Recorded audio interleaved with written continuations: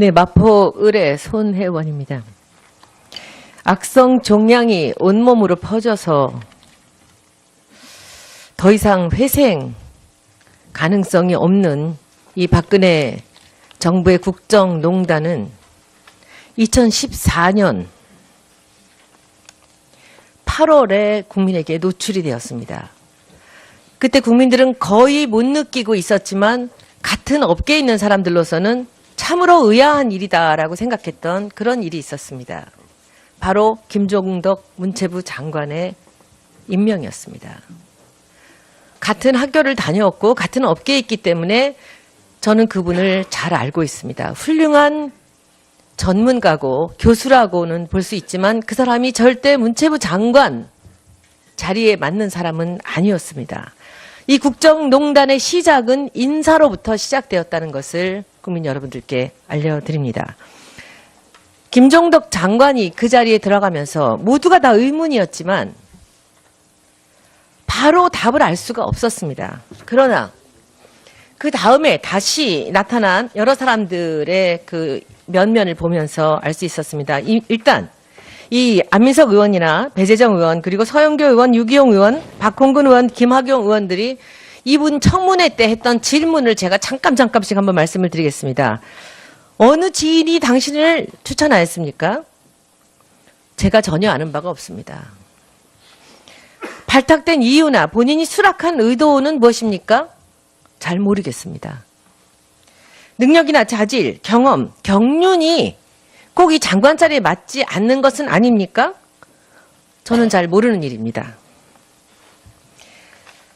저희들도 참으로 의외라고 생각하는데 장관 후보께서는 혹시 왜 발탁됐다고 생각하십니까? 이런 질문에는 제가 알지 못합니다. 본인이 왜 장관으로 발탁되었는지 왜 낙점이 되었는지 알지 못한다고 했습니다. 심지어는 차은택 감독이 이번에 검찰에서 그렇게 얘기했더라고요. 저도 사람을 추천할 때마다 그 사람이 덜컥 장관이 되는 걸 보고 놀랐다. 조윤선 장관께 묻겠습니다.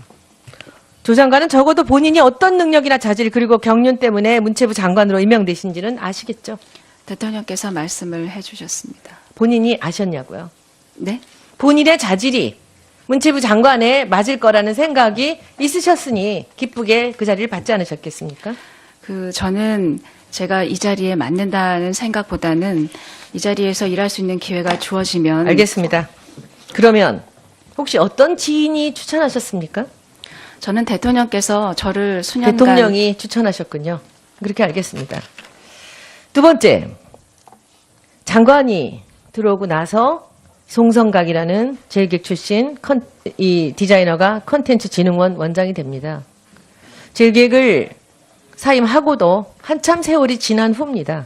그 다음에 김홍탁이라는 제일기획 출신, 이분이 또 다시 플레이그라운드, 여러분들 잘 아시는 이동수라는 사람이 옛날에 차은택 감독과 함께 일을 했었던, 그리고 사람이 이제 KT 전무로 가고 그 다음에 김형수라는 대학원의 은사가 미르재단의 이사장으로 갑니다. 모든 사람이 차은택의 추천으로 최순실과 지금 나타난 바로는 여러 명들이 청와대에서 관련이 됐다고 합니다. 인사가 이루어집니다. 그 인사는 왜 이루어졌을까요? 윤태용 문화콘텐츠 실장님 답변 주십시오. 원래 문체부 오시기 전에 어디 계셨습니까? 저는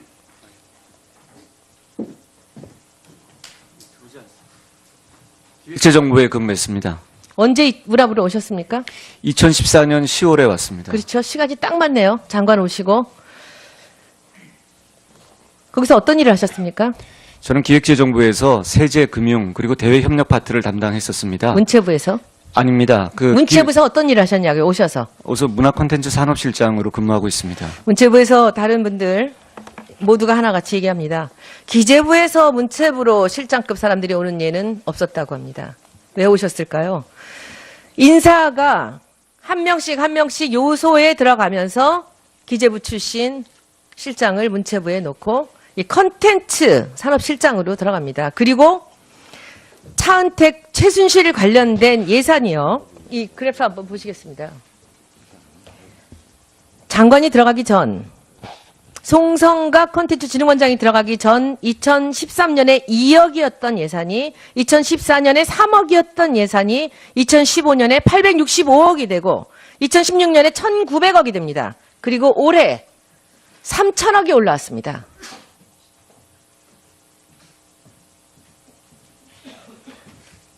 차은택 예산이라고 의심되는 부분만 키워드를 검색을 한 예산입니다. 제가 여기서 1,748억을 삭감을 했다고 조윤선 장관께서 뭐라고 하셨습니까? 일을 못하게 돈을 깎았다. 아직도 그렇게 생각하십니까? 그 국회에서 결정을 해 주시는 것에 맞추어서 사업을 전면 재검토하고 네. 다시 재정비하도록 제가 하겠습니다. 페이지로 A4로 석 장입니다. 이 아이템이 차은택이 만들어놓은 예산의 아이템이 3장입니다. 그 안에서 문화창조벤처단지 다 깎고 싶었지만 제가 375억, 385억 남겨놨습니다. 그리고 제가 가봤습니다. 왜 남겨놨느냐. 거기에 학생들이랑 벤처단지들이 들어왔다고 해서 이 사람들이 일을 하는데 이 사람들의 돈, 이 일할 자리를 뺏으면 안 된다고 해서 제가 3번을 가봤습니다. 몇몇 일하고 텅텅 비어 있습니다. 내년 예산에 385억이 이 사람들한테 들어갈 겁니다. 그래도 제가 이 예산은 남겼습니다. 왜냐하면 혹시라도 새로운 사업에 투입되어야 할 인재들이 일할 자리를 잃으면 안 되기 때문에 375억은요. 한 60, 70명의 직원들이 일하는 중소기업의 예산입니다. 나라 돈 이렇게 쓰시면 안 됩니다. 문화부 예산 이렇게 쓰시면 안 됩니다. 다음번 질의 계속하겠습니다. 네, 손혜원 의원님 수고 많이 하셨습니다. 다음은 새누리당 여러 사람들의 그 면면을 보면서 알 수 있었습니다. 일단 이 안민석 의원이나 배재정 의원 그리고 서영교 의원, 유기용 의원, 박홍근 의원, 김학용 의원들이 이분 청문회 때 했던 질문을 제가 잠깐씩 한번 말씀을 드리겠습니다. 어느 지인이 당신을 추천하였습니까? 제가 전혀 아는 바가 없습니다. 발탁된 이유나 본인이 수락한 의도는 무엇입니까? 잘 모르겠습니다. 능력이나 자질, 경험, 경륜이 꼭 이 장관 자리에 맞지 않는 것은 아닙니까? 저는 잘 모르는 일입니다.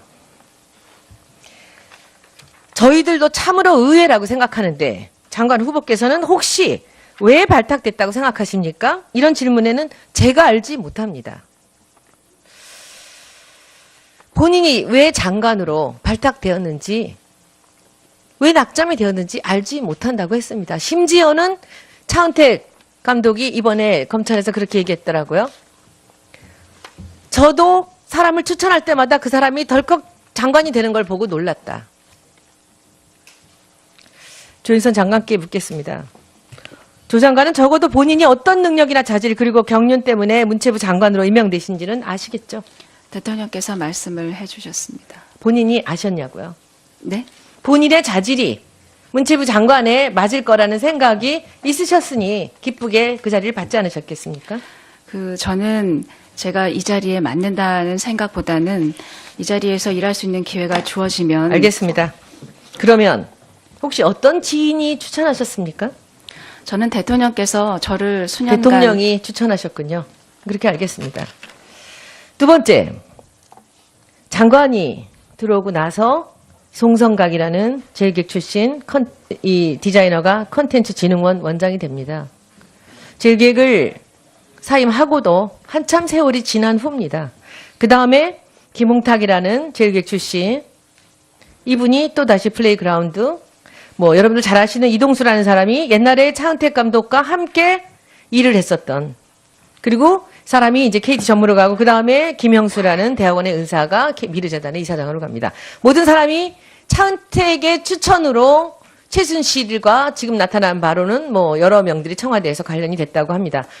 인사가 이루어집니다. 그 인사는 왜 이루어졌을까요? 윤태용 문화콘텐츠 실장님 답변 주십시오. 원래 문체부 오시기 전에 어디 계셨습니까?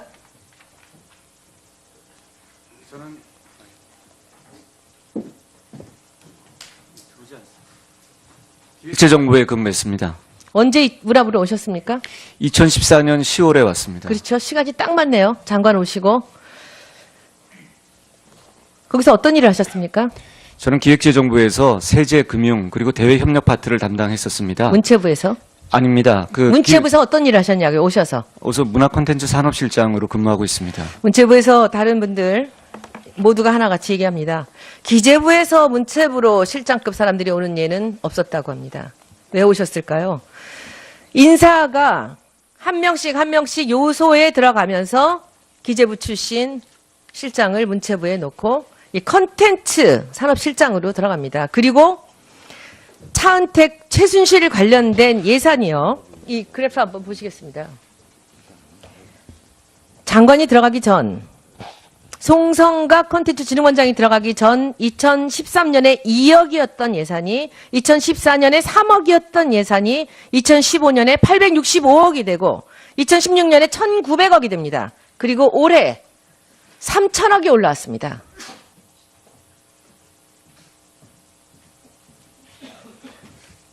차은택 예산이라고 의심되는 부분만 키워드를 검색을 한 예산입니다. 제가 여기서 1,748억을 삭감을 했다고 조윤선 장관께서 뭐라고 하셨습니까? 일을 못하게 돈을 깎았다. 아직도 그렇게 생각하십니까?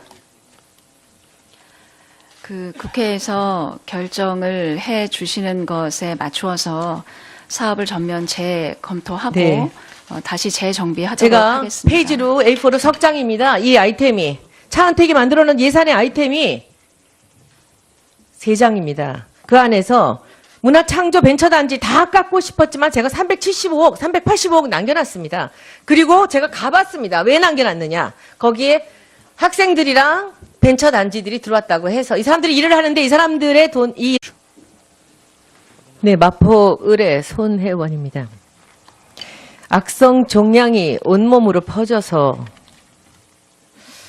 더 이상 회생 가능성이 없는 이 박근혜 정부의 국정농단은 2014년